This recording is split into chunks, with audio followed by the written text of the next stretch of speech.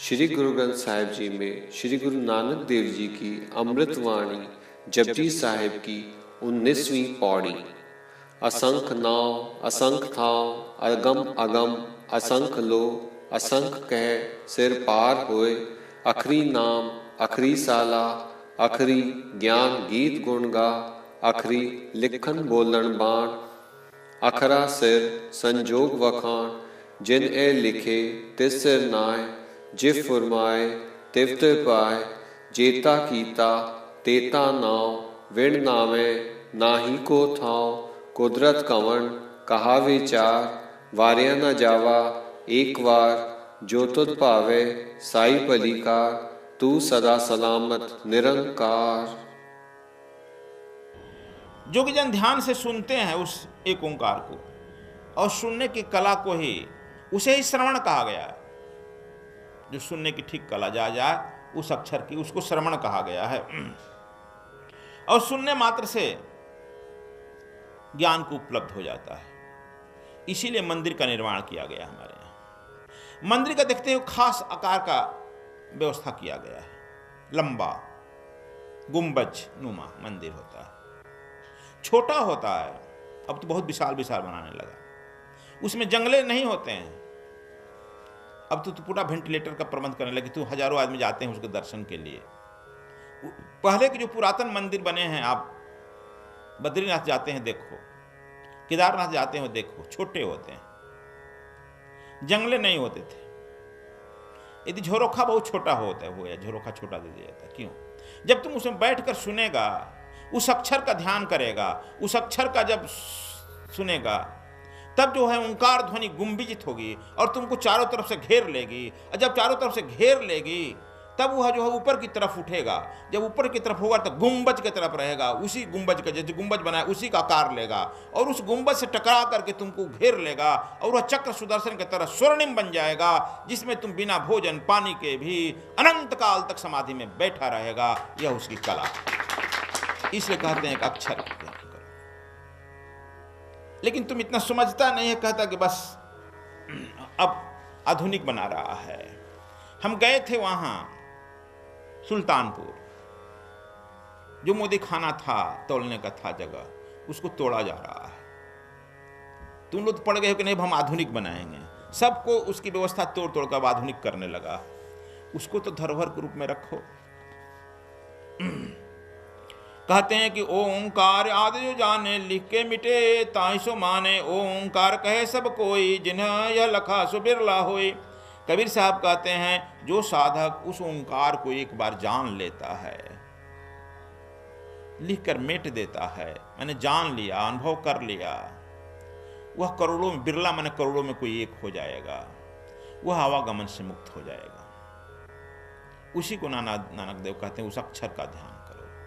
अक्षर, उसको जो है स्तुति करो, और उसको ध्यान और स्तुति के लिए कुछ करना नहीं है। कान मुंह रुधना नहीं है, कोई जरूरत नहीं है बोलने के लिए।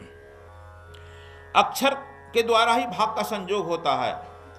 अक्षर के द्वारा भाग का संयोग हो जाएगा।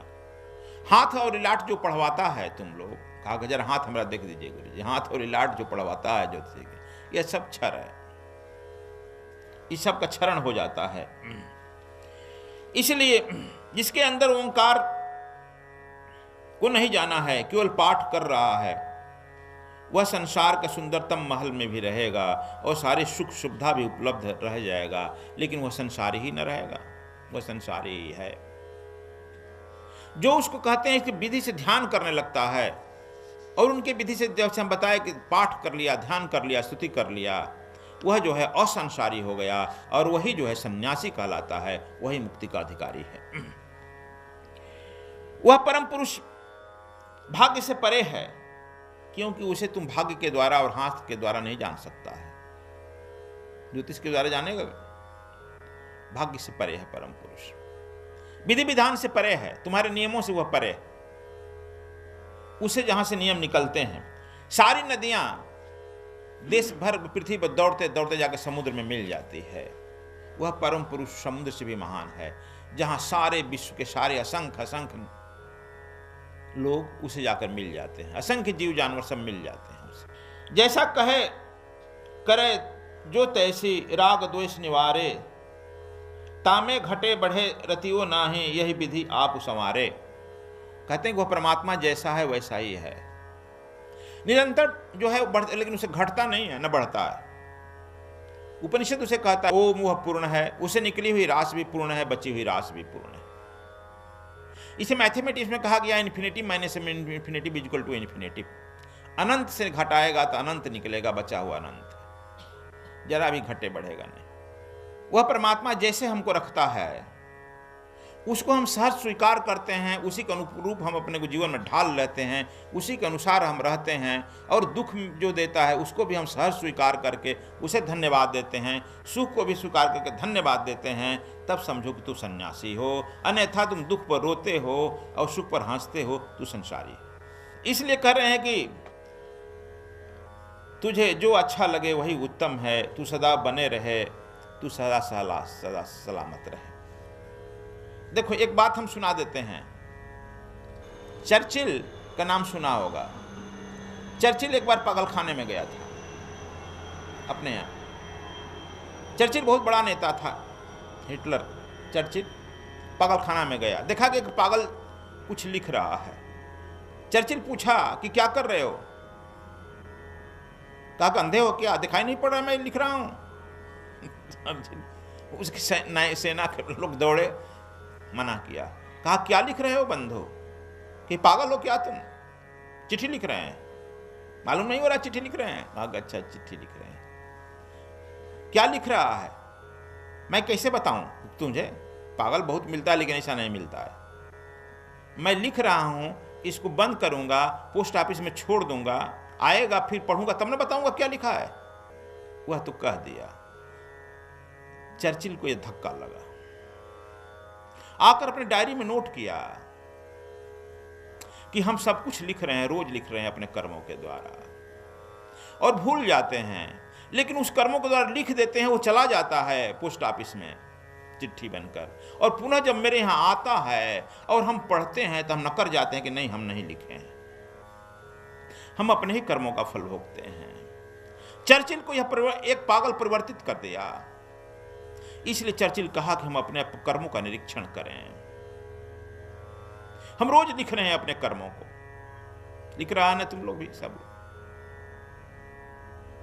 एक पागल को बात चर्चिल लिख लिया और निरंतर लिख रहे हैं हम। लेकिन जब वह चिट्ठी लौट कर आ जाती है कि लो यह तुम्हारा लिखा हुआ है, तुम्हारा, तो तुम पढ़ने से न कर जाते हो, नहीं नहीं हमारा नहीं है गुरुजी, ये देखिए किसका आ गया, कहीं नाम तो नहीं बदल गया? वो बदलता नहीं है, ठीक पते पर पहुंच जाता है। और चर्चिल को एक पागल ने बदल दिया। इसीलिए गुरु नानक देव कहते हैं तुम उस एक ओंकार को, उस निरंकार को, अक्षर को ही लिखो, उसे ही पढ़ो, और वह चला जाएगा, फिर तुम्हारे यहाँ आएगा, और जब वह आएगा तुम बदले हुए होगे, तुम जो है मुक्तत्व को प्राप्त कर लेगा, बुद्धत्व को प्राप्त कर लेगा।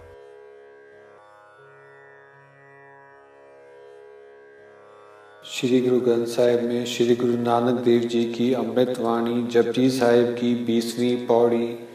परिये हाथ पैर तन दे, पानी धोते उतर सुखे, मूत पलीती कपड़ होए, ते साबुन लिए ओ तोए, परिये मत पापा के संग, ओ तो पहनावे के रंग, पुन्नी पापी आखर नाए, कर कर करना लिख ले जाओ, आपे बीज आपे ही खाओ, नानक हुक्मी आओ जाओ। गुरु नानक देव कहते हैं कि यदि हाथ पैर और शरीर धूल से भर जाए तो पानी से धोने पर वह साफ हो जाता है। यदि मूत्र से कपड़े अशुद्ध हो जाएं तो साबुन को धोकर शुद्ध कर लिया जाता है। वैसे ही यदि बुद्धि पापों से भरी हो तो उसका नाम प्रेम से और प्रेम का रंग मिलाकर शुद्ध किया जा सकता है। पुण्यात्मा और पापात्मा केवल लोकोक्ति नहीं है, प्राणी के संपूर्ण कर्मों का पूरा हिसाब किताब धर्मराज के पास होता है। अपने बोए गए बीज का ही फल, कर्म फल स्वयं खाना पड़ता है। नानक देव कहते हैं कि उस हुक्मी की आज्ञा से ही आना जाना होता है। गुरु नानक देव एक बार हरिद्वार गए थे। तुम लोग सब लोग जाते हो स्नान करने के लिए, भी चले गए। प्रातः का समय था, देख रहे हैं प्रातः स्नान करके सब लोग पूरब की तरफ मुंह करके सूर्य को जल दे रहा है। ये भी अपना पश्चिम की तरफ मुंह करके, उल्टा मुंह करके पानी अपना सीढ़ी फेंकने लगे ऊपर। इसका तो उल्टा अर्थ मत ले लेना, फिर बताते हैं। सब लोगों ने कहा कि यह तो बड़ा भोला भाला आदमी है यार, यह क्या कर रहा। पूछा लोगों ने, आप क्या कर रहे हो? जल। तो कहा कि आप लोग क्या कर रहे हैं? तो हम लोग तो अपने प्रिय देवता सूर्य को जल पिला रहे हैं, जल दे रहे हैं, उनको खुश कर रहे हैं। नानक देव कहे कि देखो यहां से हमारा थोड़ा दूर पर खेती है, करतारपुर, खेत सूख रहा पानी बिना, हम भी वहां पानी अपने खेत को पटा रहे हैं। सब लोगों ने कहा कि बड़ा भोला आदमी है, सीधा है, बुद्धि थोड़ा नहीं, अक्ल नहीं थोड़ा है। अक्सर अक्लहीन आदमी जो है अक्ल का ज़्यादा परीक्षा लेता है। यह जो है, देखो तुम पानी जो फेंक रहे हो, देखो ऊपर जो फेंक रहे हो सीढ़ियों से फिर नीचे गंगा में जा रहा है। कहा अच्छा गंगा में जा रहा, खेत में नहीं जा रहा है? तो नहीं। अच्छा, तो हमारा जो 200-250 कोस है यहाँ से दूरी पर खेत, यहाँ नहीं जा रहा है। आपका हजारों योजन ऊपर सूर्य कैसे पानी पी रहा है आपका? एक बात तो ठीक कह रहे हैं। देखो सूर्य को हम लोग जल नहीं देते हैं, यहाँ समझो भावना की बात, उल्टा मत, उल्टे समझ लो राम। अक्सर हम उल्टा रख देते हैं। यह वैज्ञानिक प्रक्रिया है। जब हम सूर्य को जल देते हैं, नंगे शरीर देते हैं, भींगे शरीर से एक कपड़ा रख करके, और ऊपर देखते हो पूरा हाथ ऊपर उठाते हैं कि सूर्य की जो प्रातः काल की किरण है तुम्हारी पानी से रिफ्लेक्ट होकर के तुम्हारे ही शरीर पर पड़ता है, और तुम्हारे शरीर में बहुत सारे जर्म मरते हैं, बहुत सारे रोग दूर हो जाते हैं, इसलिए देते हैं।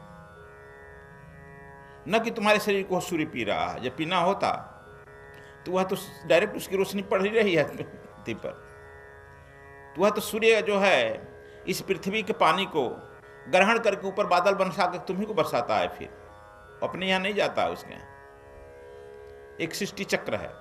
तो इसके माध्यम से कोई भी समय का सद्गुरु बहाना खोजता है। तुम जब कुछ करते रहेगा तो कुछ करके तुम्हारे ध्यान अपने तरफ आकृष्ट करेगा, और आकृष्ट करके तुमको सत्य बात बताना चाहेगा। तो गुरु नानक देव सत्य बात बताए कि तुम जिस यदि तुम्हारी ये भावना सूर्य को पिला रहा है, यदि उसी भावना से तुम उस ओंकार का जाप करो, एक ओंकार का, निरंकार का, तो तुम जो है उस निरंकार पूर्ण हो जाएगा, तुम परमात्मा पूर्ण हो जाएगा, तुम में वह पूर्ण पूर्णात्मा तुम्हारे में उतर आएगा। इसलिए कह रहे हैं कि हम लोग देखो रात दिन यात्रा करते हैं, और इसी यात्रा क्रम में धूल से कपड़े गंदा होते हैं, तो उसको साबुन से साफ करते हो। और तीर्थों में भटकते हैं किस लिए? कि तुम्हारा शरीर गंदा होता है, शरीर साफ करता है। इसीलिए भारत में संन्यास परंपरा में सुबह शाम दोनों समय स्नान करते हैं। स्नान करने के बाद उस प्रभु का नाम स्मरण करो। शरीर गंदा होता है लेकिन उस प्रभु का नाम स्मरण करो, चूंकि यह नहाए धोए काब है जो मन का मैल न जाए। कबीर साहब भी कहते हैं नहाने धोने से तो कोई अच्छा जो मन का मैल न जाए। और उस नहाने से यदि तुम मुक्त हो जाता, मछलियां तो उसी में रहती है, उसको मलाह मार कर खा जाता है, तो फिर तुम कुछ कह सकते हो इस पर? काशी में जो मलाह होते हैं ना, वो अपने को मलाह नहीं कहते हैं, मुक्तिनाथ कहते हैं। कहते हैं काशी में लोग जाते हैं मुक्त होने के लिए, मरते वहां मुक्त होते हैं ना। तो कहा कि देखिए काशी में मछलियां भी आई है जोनी में, हम लोग इनको मुक्त कर रहे हैं, हम लोग मुक्तिनाथ। तो तुम जो है अपने से सोच लेगा। मस्तिष्क क्या करता है? मस्तिष्क आपको केवल तोड़ता है, विखंडित करता है, काटता है। जितने मस्तिष्क वाले आदमी हैं वही आत्महत्या करते हैं। आजकल मस्तिष्क बढ़ा है, IQ बढ़ा है ना, मस्तिष्क बढ़ा है। हम लोगों के समय में 60% मार्क्स जिसका आता था, कहते हैं डिस्ट्रिक्शन आ गया, बड़ा हल्ला होता था। अभी 60% एडमिशन नाम तुम्हारा आ जाए तो यूनिवर्सिटी में, दिल्ली में एडमिशन नहीं होगा। इसका मतलब IQ बढ़ा है, मस्तिष्क बढ़ा है अभी। और जितना मस्तिष्क बढ़ा है, विद्वता बढ़ी है, इंटेलेक्चुअलिटी बढ़ी है, अर्थ भी बढ़ा है, पैसा भी बढ़ा है, लेकिन उतना ही दुख बढ़ा है। परिवार न्यूक्लियर फैमिली होते चली जा रही है। पति पत्नी, कोई लड़का अपने बाप का सेवा नहीं करना चाहता है, माँ का सेवा नहीं करना चाहता है, बोझ हो गया है माँ बाप। कोई जो पुत्र वधू अपने सास ससुर की सेवा नहीं करनी चाहती है। अब पिताजी नहीं कहती है कोई भी पुत्र वधू, बुढ़िया कहती है, बुढ़िया बुढ़वा। अपने लड़के को भी सिखाती है, देखो बुढ़िया बैठी है। पोता जिसको अब सबसे ज्यादा प्रेम करती है वो कहे बुढ़िया है। तो अब यही तो हुआ है विद्या IQ बढ़ने से। मस्तिष्क का जब जब विकास होता है, विज्ञान बढ़ता है, सुख सुविधा बढ़ता है और सृष्टि का विनाश होता है। जब जब हृदय का विकास होता है तब तब प्रेम होता है, और प्रेम जब होता है तो तुम परमात्मा का अवतरण हो जाता है। मैं पहले दिन बताया था कालू वेदी मस्तिष्क हैं तो माता तृप्ता जी हृदय है। दोनों का जब संयोग होता है तो प्रेम रूपी गुरु नानक का अवतरण होता है। लेकिन जब लड़का जन्म लेता है तब से लेकर के हम लोग उस लड़के के आगे पीछे इतना हंटर लेके पड़ जाते हैं कि मस्तिष्क कितना इसका विकास हुआ, कितना % नंबर आया, कितना किया। उसको हृदय यदि अपना खाना लेकर गया और किसी और लड़कों को खिला दिया तो उसके माँ बाप बिगड़ते हैं। माँ मूर्ख, अपना पानी अपने पियो, अपना खाना अपने खाओ, कहता है ना। तुम खुद उसको नैरो करते हैं। तुम लोग बताए थे कि एक महात्मा पूछा कि बताओ साधु का लक्षण क्या है। साधु वह बोला, मिला तो कुछ खा लिए, नहीं मिला तो चुपचाप सो गए। वह संत पूछा कि तब कुत्ता का लक्षण क्या है। कुत्ता तो गली गुच्ची का, स्ट्रीट डॉग भी यही करता है, कुछ मिलता है तो खा लेता है, तो गली गुच्ची में सोया रहता है। तो क्या कुत्ता साधु होता है? कहा कि नहीं। तब कहता है कि जो मिल गया अहो भाव से परमात्मा को धन्यवाद दिया और मिल बांट कर खा लिया, वह साधु होता है। नहीं मिला तो परमात्मा को फिर अहो भाव से धन्यवाद देकर सो गया।